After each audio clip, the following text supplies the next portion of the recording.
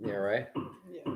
So it's always an eventful day here at 5K Tennis, right? All right, hello. If you're just tuning in to this part two, it's because our internet cut out just before we were picking up our 4 children. We have 5 children, but 4 here. One's in college from school, and we found out that our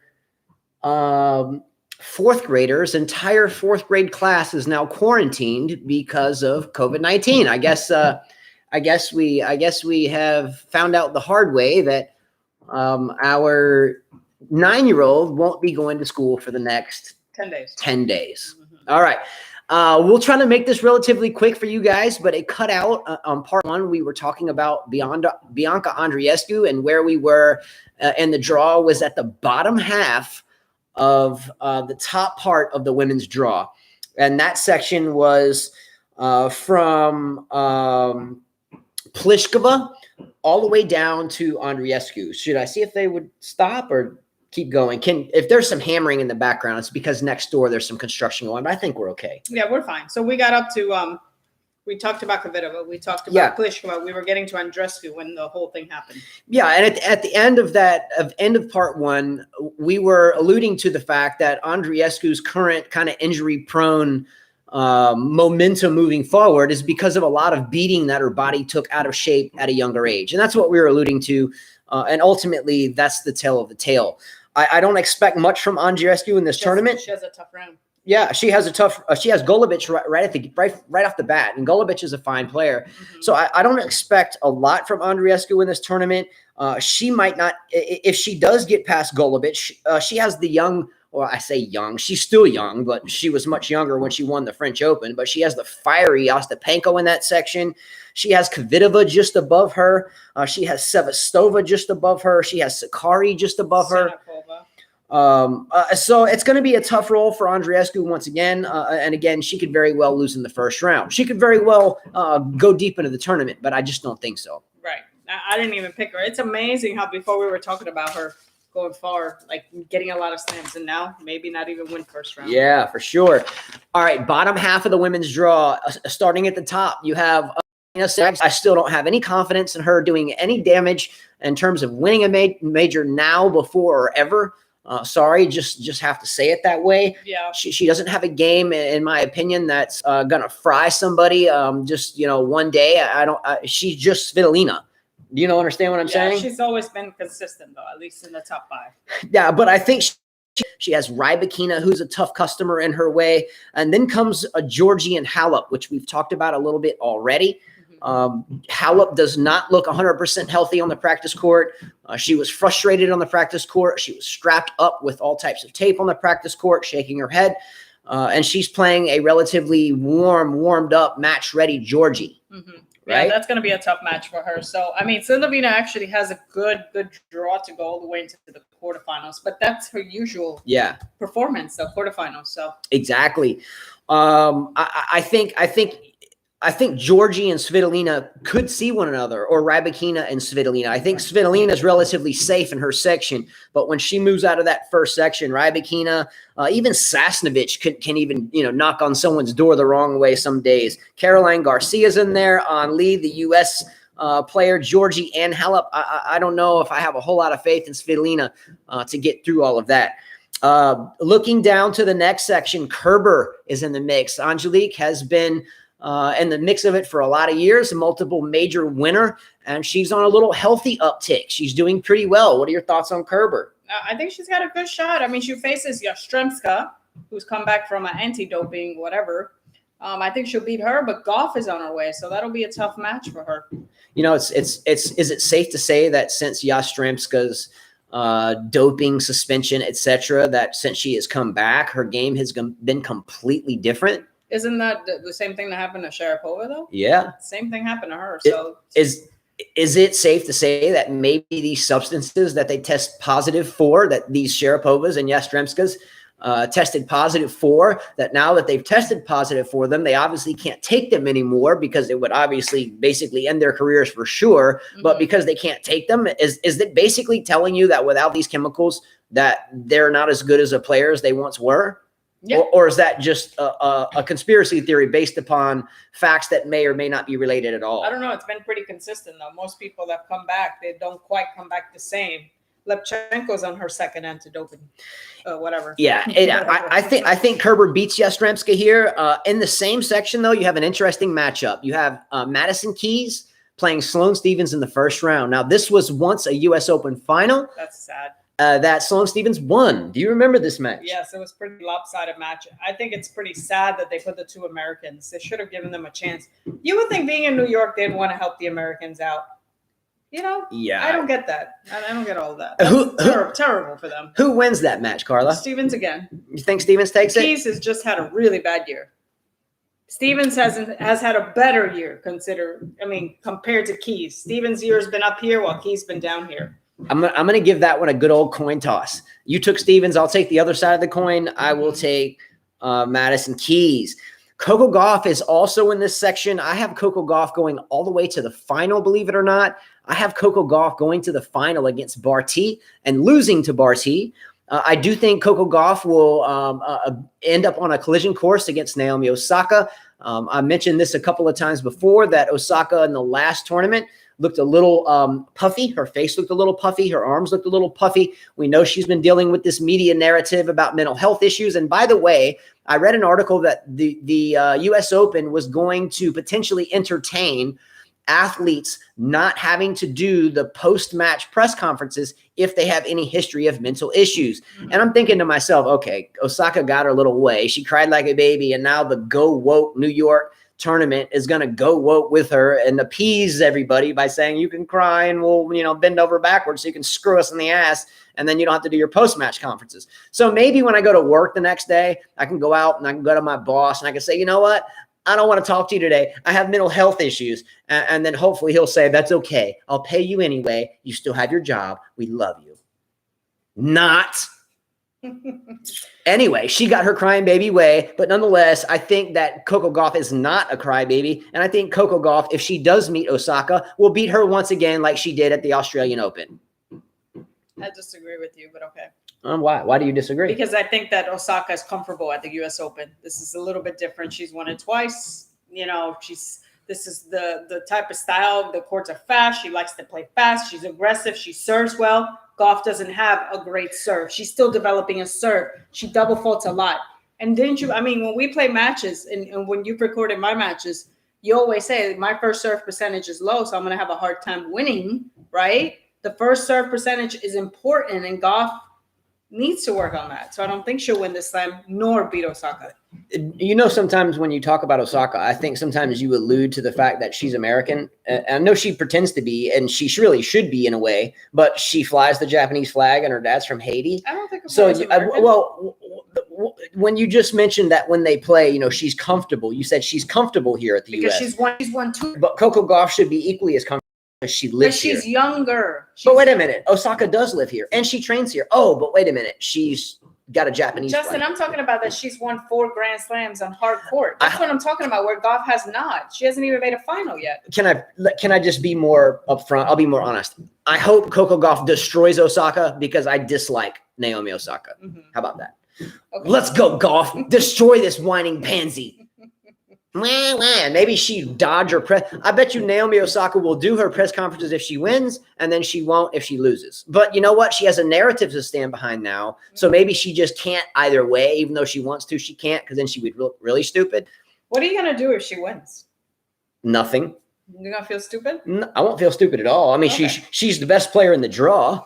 She should win. Okay. But because of all her mental health issues, I don't think any athletes that have significant mental health issues win championships, and she does. So give me a break with the mental health stuff. Michael Walker says, you see Coco Gauff doing what Venus did at 17 in 1997, getting to the U.S. Open final? I'm with Carla. Let's go. Coco Gauff just lost to Osaka. Osaka grew up in Long Island, New York. Justin, your narrative was obvious. That's what I'm saying. That's what I'm saying. But that's what I'm saying. That's what I'm telling you. I don't know. I understand that, but yet there's a Japanese flag link, right? That you missed the wit. That one flew over your head there, bro. Exactly. Thank you. You just answered my question for me. Thank you. I'm glad you feel the same way I do. Grew up in, she's not Japanese. So she grew up in Long Island. I mean, she trained at Port Washington then, Michael Walker. That's what I'm which saying. I think you played at Port Washington yourself. Yeah, I mean, that was wit. It was dark comedy. Mm-hmm. Osaka's an idiot. If she wants to fly the American flag, great. Whatever. Okay, moving forward. Below Coco Gauff, we have Potty Mouth Putin-Sava. We have Kaya Kanepi. We have the young Canadian, Leylah Fernandez. We have Osaka playing Buskova in the first round. You know, Osaka just lost to who in 3 sets? No. When you and I were watching Osaka play the other day, who did she lose to? Teichmann. But Teichmann beat Pliskova. Okay, hold on. If Coco Gauff can just lose to Teichmann, A, she can lose to Buskova. B, she can lose to anyone in the draw. Disagree. Ha ha ha. What do you think? Teichmann's a beast now? I disagree. Osaka won 1 match, and Teichmann won 1 match, and now she's a beast. No, I disagree that Osaka would lose to Buskova, or Osaka. You're missing the point. If Osaka can lose to Teichmann, then she can lose to any one of these 127 other players. So if Djokovic lost to Sonego, then he could lose to 1,000 other players. Didn't we make up a name for the Sonego? Didn't we make up a name that he threw the match? And that's why we call it a Sonego? Are you telling me Osaka threw the Teichmann match? No, she's rusty. So that's what I'm saying. You're missing the point. Okay. You're missing the point. Okay. Osaka's puffy. She's a crybaby with supposedly huge mental health issues. Doesn't sound like a recipe for a major or a Grand Slam champion to me, unless it's bullshit. I don't think she's that puffy, but anyways. Okay. She's puffy and she's got mental health issues. If that was someone in boxing, would they win the fight? Just saying. You can't have mental health issues and win championships. It's called bullshit. Okay, next thing.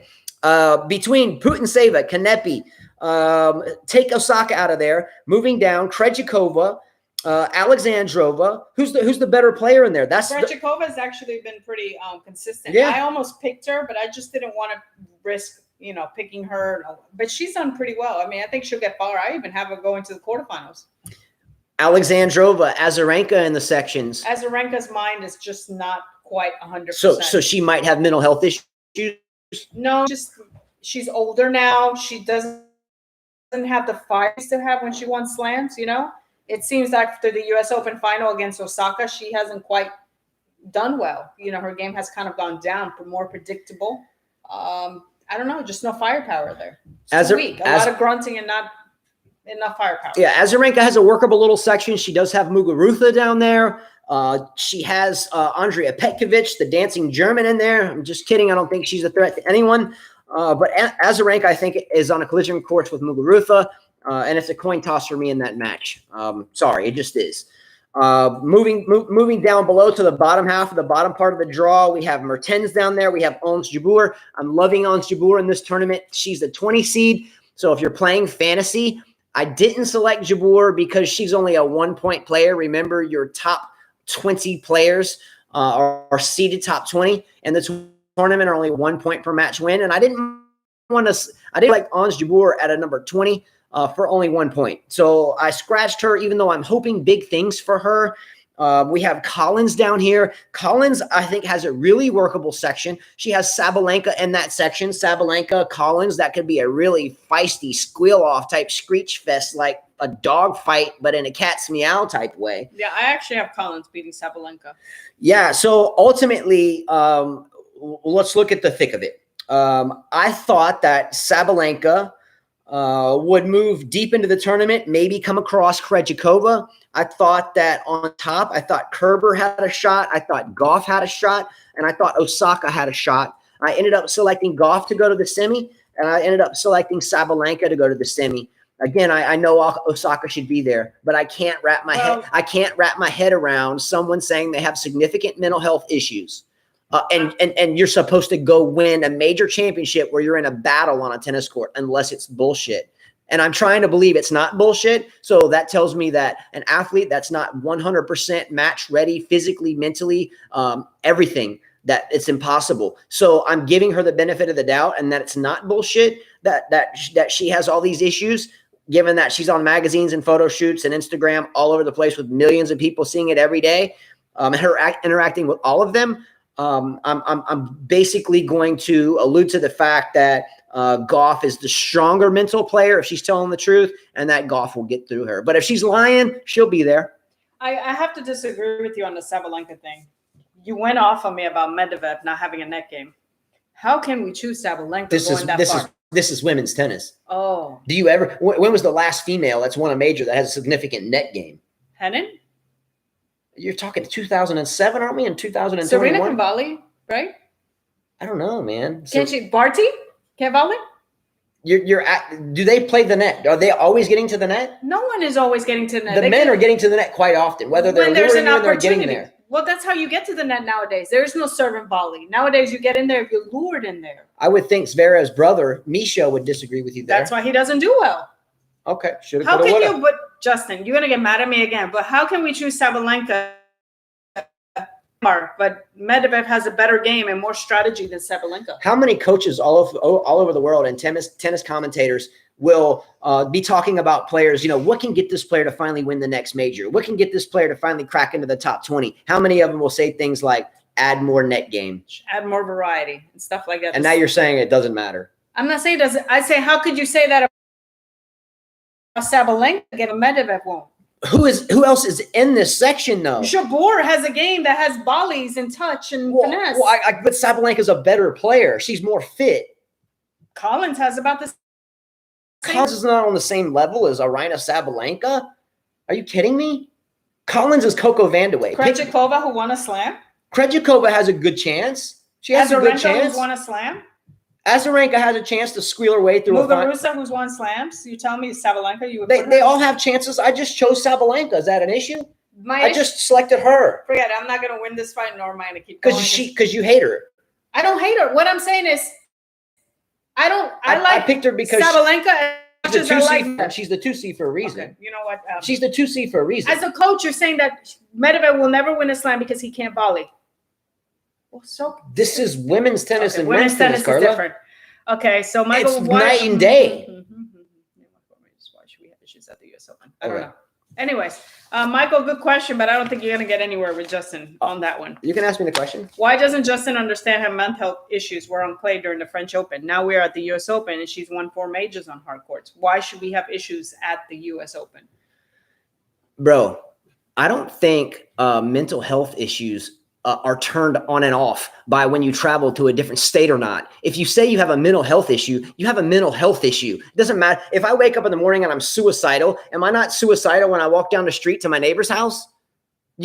As I say, I only have cancer when I'm inside, but when I go outside, I'm cancer free. Come on, man. Yeah. If you have fucking mental health issues and it's freaking and you've had doctors tell you you have a diagnosis of a mental health issue, which she proclaims to have.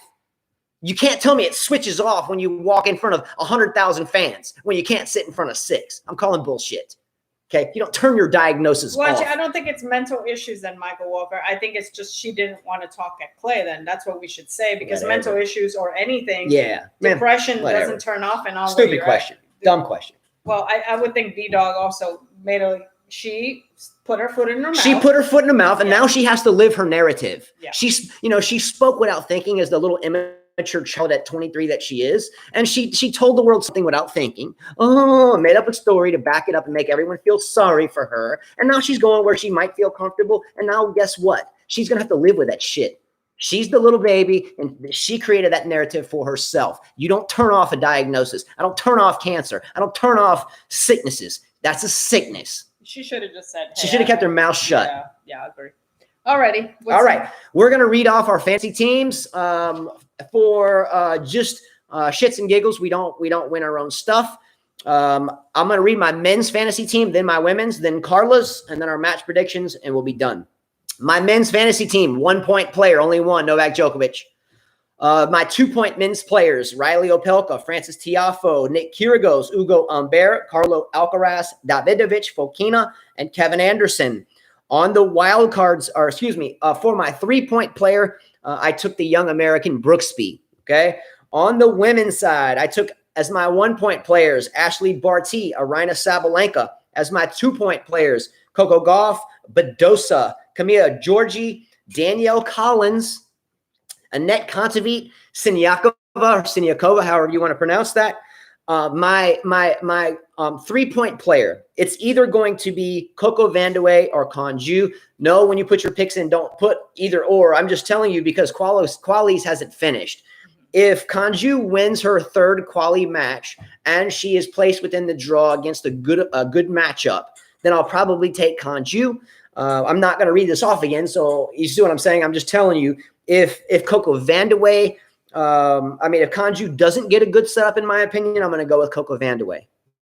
Okay, those are my two teams, men's and women's, and then my match predictions for the final. I have Novak Djokovic beating Casper Ruud in the final, and then I have Ashley Barty beating Coco Gauff in the final. Awesome. Carla, go for it. Who is your who is your men's and women's fantasy teams? Go. For 1 point, Djokovic, Zverev, Medvedev, and Isner. For 2 points, Fusovic, Alcaraz, Korda, Fritz. I don't have a qualifier. I'm waiting for the qualifying rounds to finish. Women, 1 point, Barty, Osaka, and Pliskova.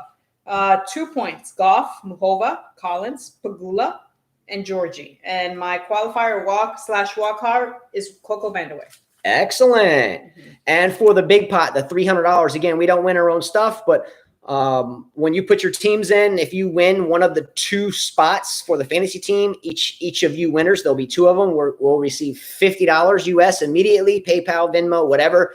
If you're a tennis player, we'll send out 5 sets of YTech strings to you. That's a big money value if you're a player, or 5K tennis apparel, 5K tennis shirts. Just let us know afterwards. And this selection is for the $300 pot. So if you get your finals predictions correct, you win the $300. If there's multiple people that have the same selection, then the fantasy team breaks the tie. So you don't have to play both if you want to do the research on your fantasy team. I understand that. If you just want to play for the $300 pot, you just need to predict the men's final, the women's final, and the winners. But remember, if someone else selects the same thing and you both hit, and only one person does the fantasy team, the person who does the fantasy team will win. Philly Cheese Dog, you got to watch the first. Yeah, Philly Cheese Dog, you have to watch part 1. I only selected Casper Ruud to make the final because last week when I said Casper Ruud would make the second week or make the quarterfinals, everybody laughed at me. I feel personally it's Djokovic against everyone else. I feel like it's just Djokovic playing anyone else out there. I'm not a fan of Tsitsipas, Zverev, and who's the other one? Rublev. Zverev to me is a little soft. Tsitsipas is a little spastic, and Rublev looks like a cat. So I went with number 4 in line only because I don't like the other 3. So I took Casper Ruud. That answers the question. He's on a roll today. That answers the question, though. He's on a roll. Let's go Casper Ruud. And if Casper Ruud makes the quarterfinal, she has to get a tattoo. And if Casper Ruud makes the quarterfinal, I'm going to laugh at all of you. And all of you that say, I just don't like everybody. And I just talk too much smack. And I'm just, who you picked to go to it's just because I've been around. All right. Who are you picking in the women's semifinals, you said? It was Sabalenka? Women's semifinal, Sabalenka and Gauff. I'm going to laugh too. But that's not for the money. That's just a guess. This is for the money. This is for the money. Anyways, my final is Zverev against Medvedev, Zverev winning, and Barty against Osaka, Barty winning, even though I don't think it'll end up like that in the women's. I think that we will be shocked in the women's. And again, I don't think Casper Ruud's going to make the final. But I'm so over Tsitsipas, Rublev, and Zverev. I'm going with Ruud, and if he makes the quarterfinal, this will be the best U.S. Open for me ever. Casper Ruud makes the quarters, she gets a tattoo, and I do a show solo, laughing and just talking all this smack to all of you. Can't wait. Casper Ruud makes the quarters. I am dropping bombs on you. He's gonna lose first round. Watch. You better hope he don't make the quarters. Songa's gonna get him. All right. Match of his life. We've already had some fantasy teams turned in, by the way. I've gotten Adam Gardeas out there. He turned it in perfectly. If you look how it's set up when he puts it in comments, he puts his 1-point player up top. I think this is Carla's sheet, but his is here. His is here. So he submitted it. He put the 1-point players at top. He put his 2-point players here. He put his 3-point player. And it was really easy to write down. So I did not have to make any corrections on his. He's good to go. But let the games begin. If you're ready to play for $300 or in a separate game for $100 or $50 and $50, let's roll. Phil, I have to get a tattoo because Nadal, I said, would win the U.S. Open, but he didn't play. So he was talking about Casper Ruud, and I feel like he's talking out of his ass. Just watch part 1. So that's why the bet was that if Ruud makes the quarterfinals, I still have to get a tattoo. Yeah. Just watch part 1. This is part 2. Our internet cut out, and we had to restart this one. So check out part 1, and you'll see that. Yeah. There is a possibility that a major hurricane makes landfall here starting Sunday into Monday. If you follow this channel, you know I get out in the weather and do weather videos. So if we have any significant power outages come Monday when the U.S. Open starts, that's when it's supposed to make landfall. We may not be right here or have power, so we'll figure something out. Make sure that you watch the fantasy team and prize giveaway video on this playlist. Put your selections in there. It's about a 40-minute video, but we were talking with you guys at the end of the last 30 minutes. The first 10 minutes is just about the rules, and that's it. Watch the first of that video.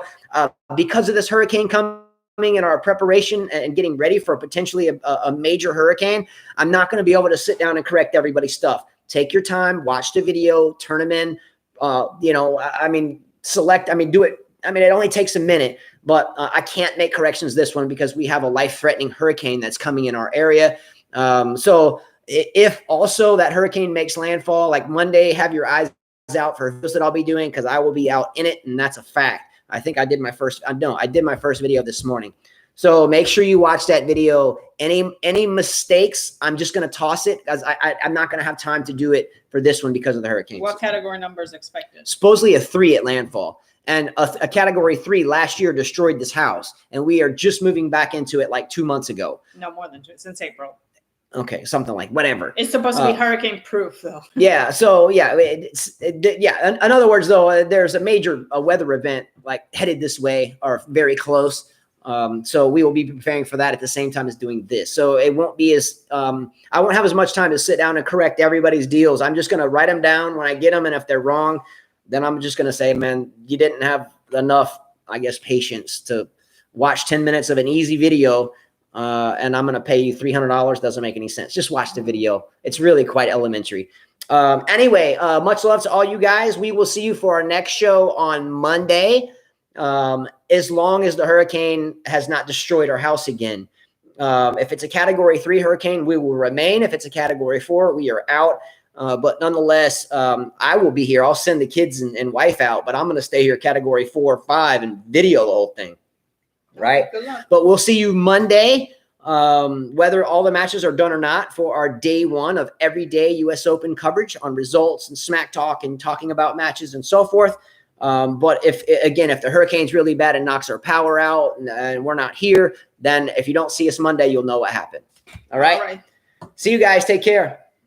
Adios. Vamos.